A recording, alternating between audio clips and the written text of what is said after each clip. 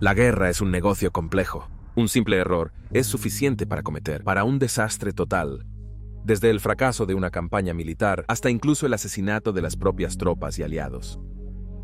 Conocido hoy como fuego amigo, estos trágicos y fatales errores se pueden encontrar a lo largo de toda la historia registrada, a pesar de los avances tecnológicos y la comunicación militar todavía ocurre hoy.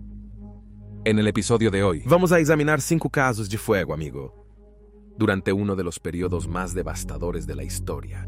Segunda Guerra Mundial. Bienvenidos a Guerras del Mundo.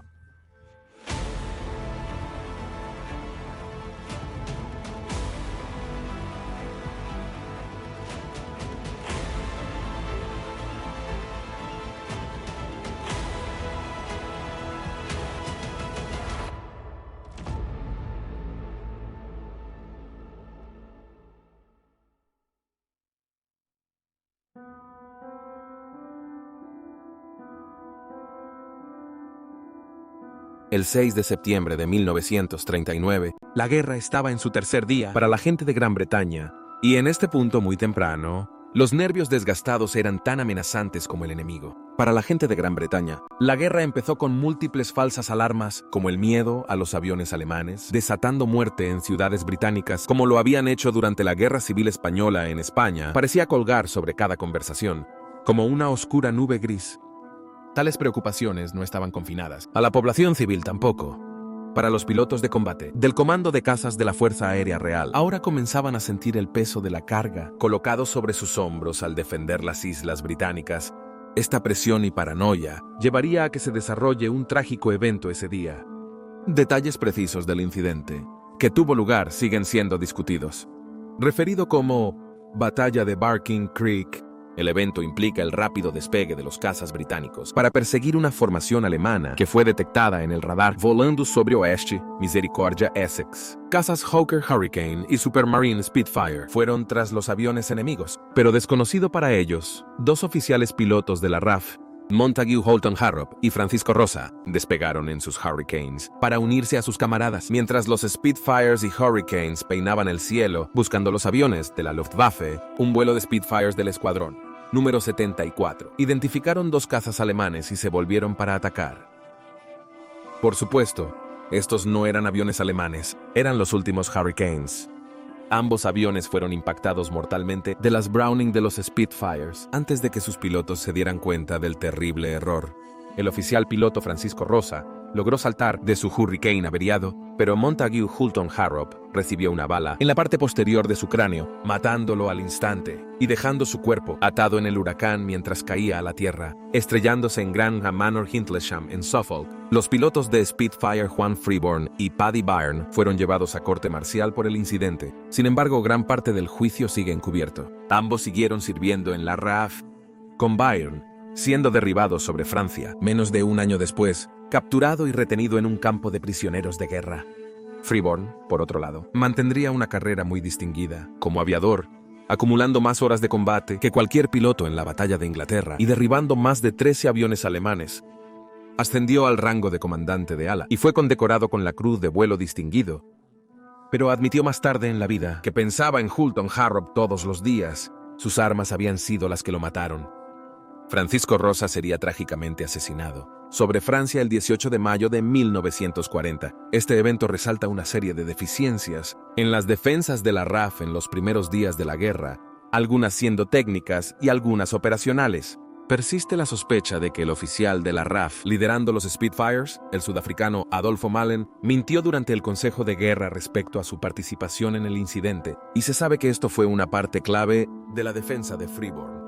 De cualquier manera, Malen se convertiría en uno de los mejores ases de la RAF de la guerra, algo largamente eclipsado. Su participación en el incidente, tal vez la última parte triste de esta historia, es que la muerte de Holton Harrop resultaría completamente innecesaria, pues más tarde se descubrió que no había aviones alemanes en el cielo. Sobre Oeste Misericordia ese día, una falla técnica en el conjunto de radar había producido una imagen falsa en los alcances. Además de ser los primeros pilotos de la RAF en morir, en la Segunda Guerra Mundial, Hurricanes de Holton Harrop y F. Rose también fueron los primeros aviones derribados por el Spitfire.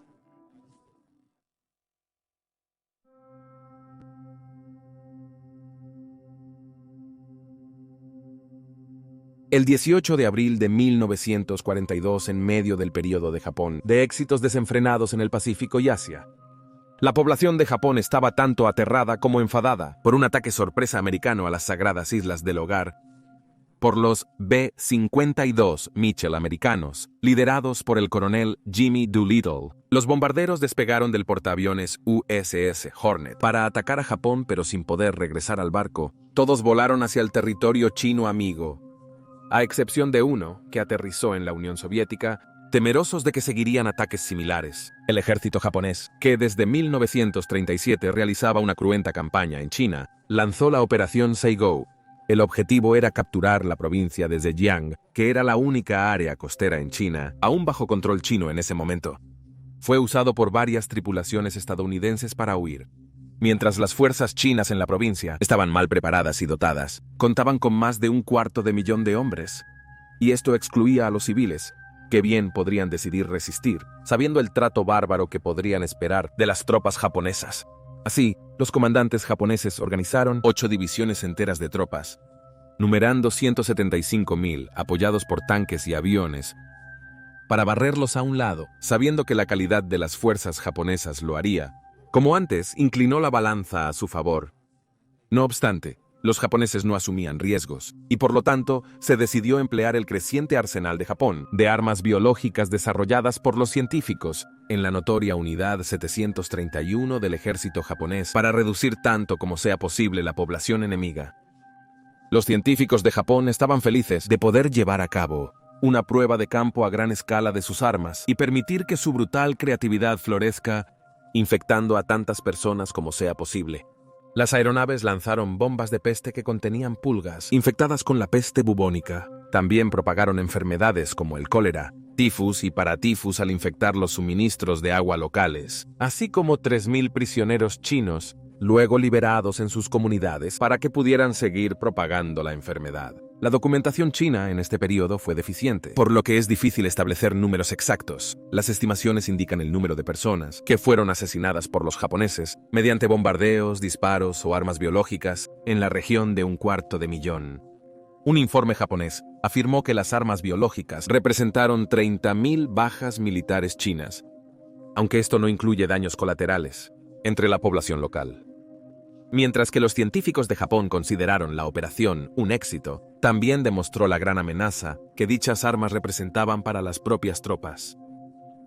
Los registros japoneses mostraron que unos 10,000 de sus propias tropas se enfermaron después de ser infectados involuntariamente por las armas de la Unidad 731 y de esos hombres, 1,700 morirían, dado que Japón ya se estaba sobreextendiendo, combatiendo contra americanos, británicos, holandeses y los chinos a través de Asia y el Pacífico. Era una cantidad sorprendente a asesinar, o incapacitados por las propias armas de Japón en 1942. Es un recordatorio contundente de que aunque la enfermedad puede ser utilizada como arma, nunca puede ser verdaderamente controlada.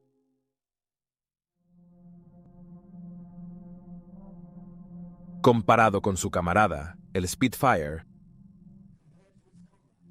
el Hawker Hurricane demostró ser mucho menos capaz de mantener el ritmo con el avance de la tecnología de los cazas alemanes a medida que avanzaba la Segunda Guerra Mundial, por lo que fue gradualmente relegado como uno de los principales tipos de cazas de la RAF. No obstante, con un armazón de avión resistente y duradero, y siendo una plataforma de armas altamente estable, se decidió que el luchador debería tener una nueva oportunidad de vida como plataforma de ataque terrestre, con su principal presa siendo los tanques alemanes. Esto resultó en el Hurricane 2B, que abandonó sus 8 ametralladoras Browning por 4 cañones de 20 milímetros más potentes y soportes para bombas bajo el ala. Basado en RAF Wormwood, Escuadrón 175 se reequipó con el Hurricane terrestre. Comenzó un entrenamiento intensivo el 3 de marzo de 1942 para familiarizarse con sus nuevas tácticas. Mostrando el nuevo avión de guerra a los oficiales y a los altos rangos militares, cuyos hombres dependerían del apoyo cercano del Hurricane de ataque terrestre, se organizó una demostración de fuego contra soldados y vehículos ficticios cerca del pueblo de Imber, en llanura de Salisbury, que había sido abandonado para apoyar el esfuerzo de guerra. Entre los que se espera que asistan estaba el mismo primer ministro Winston Churchill, quien estaría acompañado por el general estadounidense George Marshall, jefe de Estado Mayor del Ejército de los Estados Unidos. Dada la importancia de la demostración, se organizaron varios ensayos generales, permitiendo a los pilotos practicar sus ataques, pero aún se invitó a muchos invitados a verlos entrenar. El lunes 13 de abril de 1942, un vuelo de 6 Hurricanes del escuadrón número 175 despegó para participar en otra de estas pruebas generales en Inver, donde se congregó una gran cantidad de observadores, esperando que tenga lugar el ataque. Los ensayos previos se realizaron sin inconvenientes, así que no había razón para creer que este sería diferente. El clima estaba seco y soleado, pero esto había producido una neblina, dificultando avistar el avión a distancia un poco más desafiante, ya que aparecían simplemente como puntos. Sin embargo, también hizo que los pilotos de los Hurricanes tuvieran que concentrarse un poco más para seguir a su líder y finalmente encontrar sus objetivos. Un invitado a la demostración fue Miguel Ricardo Foot del SAS, y describiría en sus memorias lo que sucedió a continuación. Cita: "Nos paramos en una larga fila, quizás 1000 de nosotros en una bajada. Había una fila de camiones igual de larga en la bajada opuesta, grandes y pequeños. Un huracán surgió a nuestra derecha, avanzando hacia nosotros. El frente de sus alas centelleaba. Me tiré al suelo al instante. La mayoría de nosotros también lo hizo. Rugió por encima de nuestras cabezas y se fue, seguido de los gritos de portador de camilla. 25 personas murieron y 80 más resultaron heridas en la pasada de ametrallamiento del huracán. El piloto del huracán era el sargento William McLaughlin, de 21 años, quien le dijo a la investigación posterior que en el ambiente nebuloso perdí brevemente de vista el huracán que seguía, y cuando vio a los espectadores, creyó que eran los soldados de maniquí que estaba destinado a destruir. Solo se dio cuenta de su error después de volar sobre la multitud y los vio correr para cubrirse. El incidente se debió a una mezcla de baja visibilidad y un mal juicio por parte de McLaughlin.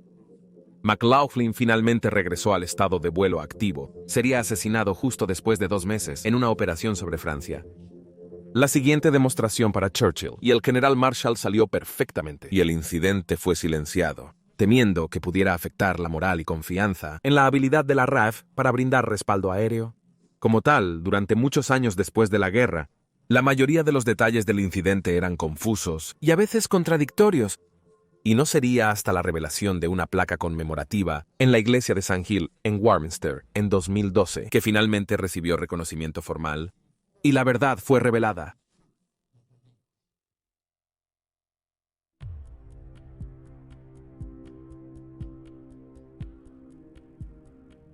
El 29 de abril de 1944, el barco de torpedos PT-346 de la Marina de EEU operaba junto con otras 2 embarcaciones, PT-347 y P-350, cerca de Rabaul. PT-346 estaba bajo el mando del teniente de grado junior James R. Burke, y además de los 17 hombres típicos que tenía bajo su mando, tenía 2 pasajeros a bordo. En la figura del teniente coronel Pettit, observador del ejército de EEU, y el teniente Eric Howard de la Real Armada Australiana. Ese día, se enteraron que el PT-347 quedó varado en un arrecife y fue atacado por aviones enemigos. El PT-350 ya había ayudado al 347 y sus armas habían derribado uno de los aviones enemigos, aunque cuando se estrelló en el mar, los hombres de los 2 torpederos observaron con horror que los combatientes no llevaban la gran insignia roja, identificándolo como japonés. En cambio, tenía una estrella y una barra. Habían sido atacados por Boat 4 Corsairs de la Marina de los EU, que los habían confundido con barcos japoneses. La tripulación del PT-346 era conocida a los horrores del fuego amigo solo un mes antes. En la mañana del 27 de marzo, PT-346 rescató a 2 camaradas después de que fueron atacados por error por aviones de la Real Fuerza Aérea Australiana. Ambos torpederos fueron hundidos y 8 estadounidenses murieron con otros 12 heridos. El teniente Burke y sus hombres llegaron a la escena a las 12:30, observaron el 347 varado y el 350 baleado, a menos de 3 millas de una playa cercana, donde se veían figuras ominosas observándolos intentar liberar el barco atascado. No había duda de que estas eran tropas japonesas, y Burke tenía órdenes de que si el 347 no se pudo recuperar del arrecife, que la tripulación debía ser evacuada y el barco destruido. Mientras PT-350 volvió a la base, habiendo sufrido daños en sus motores por los Corsairs, tras cerca de 1 hora y media intentando liberar el navío, El aire comenzó a zumbar con el sonido de los motores aero una vez más, identificándolos como aviones de la Marina estadounidense. Los marineros se consolaban sabiendo de que ahora tenían cobertura aérea, si los japoneses en la costa intentan actuar contra ellos. Después del incidente del día anterior, todos participantes en retirar el 347 del arrecife creían que los pilotos para entonces deben haber sido advertidos de su ubicación.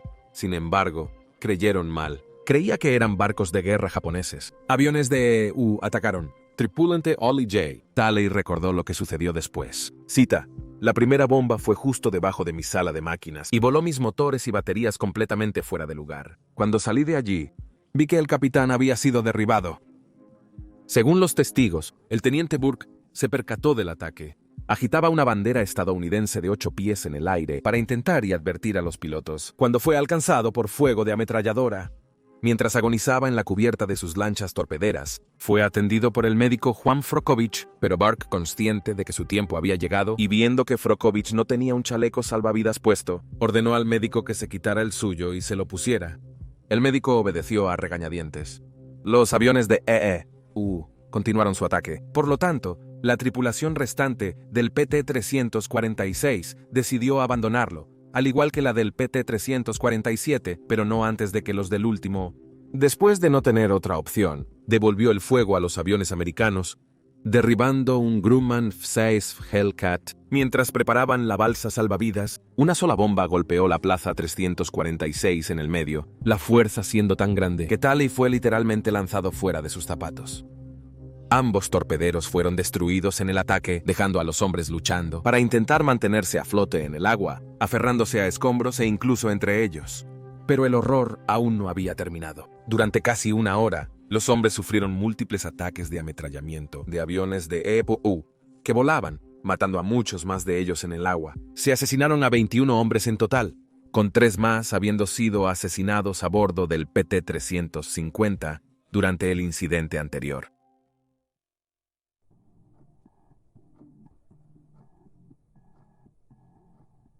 Tras el día D, habiendo establecido su cabeza de playa en la costa de Normandía, los aliados tuvieron que lidiar con un ejército alemán descendiendo sobre su posición, luchando con uñas y dientes para prevenir su escape. El terreno en y alrededor de Normandía favorecía a los defensores alemanes, donde las delgadas líneas de campo y altos setos ofrecían un escondite ideal para los tanques e infantería alemanes, armados con el temido Panzerfaust para tender emboscadas a las unidades blindadas aliadas.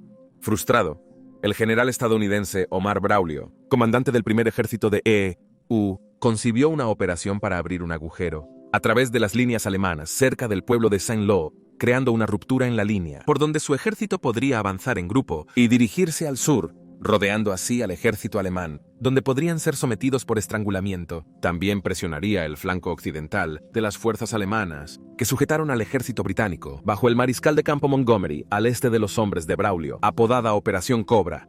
Braulio llamó a la octava Fuerza Aérea de los EU y su flota de bombarderos estratégicos para devastar un área rectangular de 5 kilómetros por 2 kilómetros delante de las posiciones de sus tropas. Después de completar la misión de bombardeo, las tropas de Braulio entonces avanzarían, dando a los alemanes supervivientes poco tiempo para recuperarse, lo que le permitió lograr la ruptura que deseaba. Había cierta trepidación acerca del plan. Implicaría olas enormes de bombarderos B-17 Flying Fortress de Boeing, cuyas tripulaciones estaban más acostumbradas a atacar ciudades en lugar de proporcionar lo que efectivamente era apoyo aéreo cercano. Los comandantes de la octava Fuerza Aérea le dijeron a Braulio que sus tropas tendrían que ser al menos a 3 kilómetros de distancia del área objetivo para evitar que sean golpeados por bombas perdidas. E incluso eso era arriesgado. Sin embargo, Braulio no estuvo de acuerdo, pensando que era demasiado lejos para el avance de sus tropas antes de llegar al área donde necesitaría estar una vez que se completó el bombardeo. Después de mucha negociación, ambos lados se establecieron a regañadientes en una distancia de 1.2 kilómetros. Braulio tenía una estipulación más, una que esperaba limitar el riesgo para sus hombres, y era que los bombarderos volaban paralelamente a las líneas americanas. Braulio pensaba que el impulso de las bombas lograrían durante la caída desde el avión serían menos propensos a desviarse a donde estaban posicionadas sus tropas, pero la octava Fuerza Aérea lo advirtió, que esto no era una garantía. El 24 de julio de 1944, los B-17 comenzaron a despegar y a formarse sobre sus bases antes de hacer los vuelos a Normandía. Un vuelo bastante corto para las tripulaciones, quienes para este punto en la guerra rutinariamente estaban bombardeando Alemania misma. Pero mientras se aproximaban a su zona objetivo, descubrieron que estaba oculto por la cobertura de nubes, y reconociendo la importancia de la precisión, en esta misión específica, con las tropas estadounidenses tan cerca, se ordenó a los bombarderos que regresaran a Inglaterra. Sin embargo, una sección de los bombarderos ya había lanzado su ordenanza sobre el área objetivo, y con resultados desastrosos. Pese a la insistencia de Braulio para que se aproximen en paralelo a las líneas aliadas, los bombarderos se acercaron a ellas perpendicularmente, y mientras las bombas caían, algunas se desviaron bastante de su objetivo para caer entre las tropas estadounidenses. 25 hombres murieron en el ataque, y de un cóctel de furia ciega y un abrumador sentido de autopreservación, las tropas estadounidenses comenzaron a disparar a los aviones estadounidenses. Braulio estaba furioso y exigió saber por qué la octava Fuerza Aérea ignoró su instrucción con respecto a un enfoque paralelo. La razón que se le dio fue que un enfoque perpendicular reduciría la exposición de los bombarderos a una batería de flak alemana cercana, y se le reiteró que un enfoque paralelo no garantizaba la prevención de bajas aliadas del bombardeo. Al día siguiente, el clima mejoró y los bombarderos volvieron al aire. Más de 1.800 aviones llenaron los cielos sobre el área objetivo, formado por B-17 y aviones menores, y bombarderos de combate de motor doble, que elegían metas específicas según surgían, y cazas para evitar que la Luftwaffe interviniera. Dada la tragedia del día anterior, muchos soldados se consolaron al ver los cazabombarderos golpear con gran precisión, pero luego llegaron los B-17, volando en grupos de 12 cada uno con un líder asignado, quien básicamente marcaría el objetivo con sus bombas para que los demás apunten, y una vez más, volaron en un enfoque perpendicular. En total, unas 12 millones de libras de explosivos cayeron sobre el área objetivo, tanto de aviones como de militares. El que una vez fue un pintoresco campo francés fue obliterado, quedando cubierto de cenizas y salpicado de cráteres, dejando a muchos comentar que la escena se parecía a la superficie de la Luna. Más de 1.000 tropas alemanas, en algunos casos unidades enteras, fueron aniquiladas en el bombardeo, y logró permitir que las fuerzas de Braulio finalmente atravesaran sus líneas, aunque todavía enfrentaban una resistencia feroz. Sin embargo, rápidamente se evidenció que una vez más hubo bajas aliadas mientras las bombas caían sobre las tropas de Braulio. El recuento final del bombardeo del 25 de julio fue de 111 estadounidenses muertos y más de 500 heridos. Si se suman los 25 muertos del día anterior, esto hace que la Operación Cobra sea el peor caso de fuego amigo de la guerra para las fuerzas estadounidenses. Al igual que los afectados físicamente, el bombardeo también vio un aumento dramático en el número de casos de shock traumático entre los supervivientes. Entre los muertos en el bombardeo estaba el teniente general Leslie McNair, quien, además de ser su subordinado, era un amigo cercano de Braulio. Encontraron el cuerpo de McNair detrás el área objetivo prevista, habiendo sido lanzado unos 60 pies fuera de su trinchera. Su cuerpo estaba gravemente dañado, que solo fue identificado por el insignia de rango en su uniforme. En ese instante, era el oficial más alto rango de EEU en ser asesinado en el teatro de guerra europeo. Comandante Supremo aliado Dwight D. Eisenhower estaba furioso y exigió una explicación. La culpa se ha atribuido en gran medida a los fuertes vientos, soplando el humo de las bombas, por los bombarderos líderes sobre las líneas aliadas, confundiendo a los bombarderos de seguimiento, quienes soltaron sus bombas demasiado pronto. Solo se puede especular si los bombarderos hubieran volado en paralelo, como solicitó Braulio, si esto hubiera hecho una diferencia o no. Y ahí tienes 5 casos devastadores de fuego amigo en la Segunda Guerra Mundial. Por favor, deja un comentario abajo con tus pensamientos y reacciones, y recuerda darle me gusta a este video y suscríbete para apoyar el canal. Gracias por ver, y nos vemos la próxima vez.